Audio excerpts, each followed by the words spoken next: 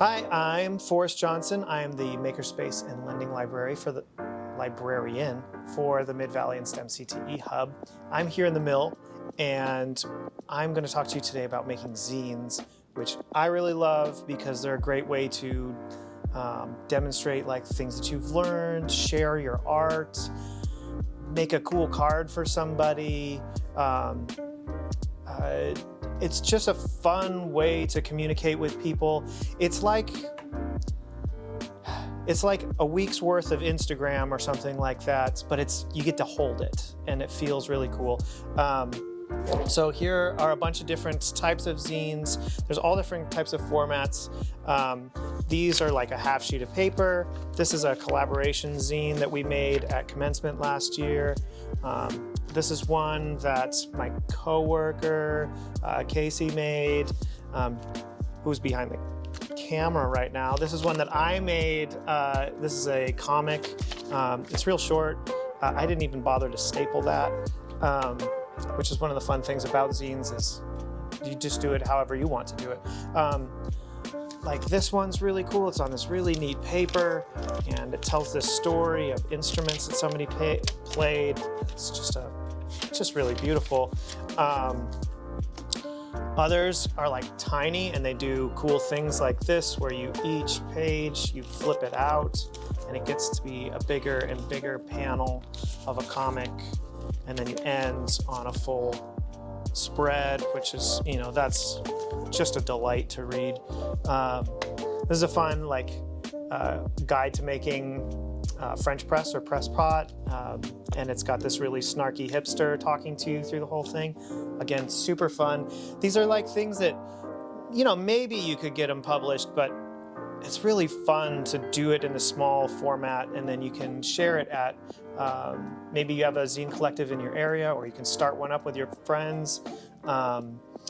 This series here is a series of history zines, and is made by the Dill Pickle Club, but this is really great comics work telling stories from history that don't get told, like the Vanport Flood.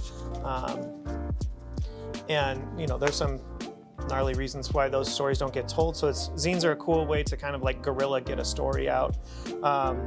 And then the best, or my favorite version of a zine is these tiny little mini zines. You fold them. You can fold them in a lot of different ways. We're going to do a way that kind of really works like a book, but you can make them so that they fold out into a larger thing.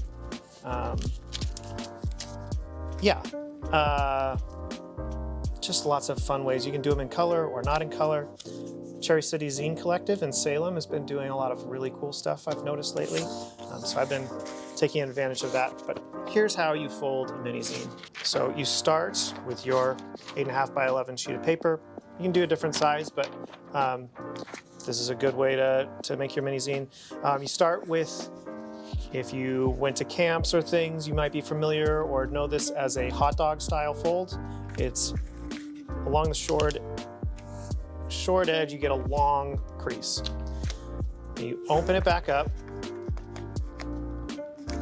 Yep, there we go. And fold it hamburger style. Here we go. All right. And now we fold hamburger into two, I like to think of this as two mini hot dogs. So you take one side and fold it down,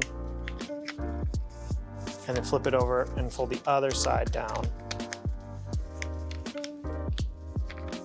Yeah. All right. And then you can open that up and you can make, I don't know what that is, a W shape, I guess. And there'll be a crease right in the middle, and that's what you want to cut. You can just cut it with a piece of scissors, or a pair of scissors, or you can rip it. I've done that. I'll use scissors to get us a nice clean cut here. Just get right up against that edge.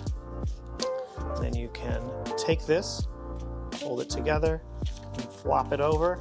And now you have your mini zine.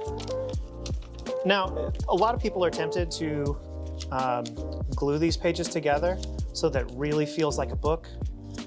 But if you glue your pages together, you lose out on the ability to reproduce your zine really fast, because if you leave it like this, you can open it back up again, set it down on a scanner, scan it, and then all you have to do is fold and cut, and you can make tons and tons of these. And you can do a really sweet design on the inside, fill that whole thing up with a really cool picture, or a secret message or whatever. And yeah, you do lose something if you glue it up, even though it's tempting to get rid of those loose page or feeling of loose pages. Yeah, so that's making zines. I hope you make a bunch of zines. I hope you share them with us, and we'll talk to you next time.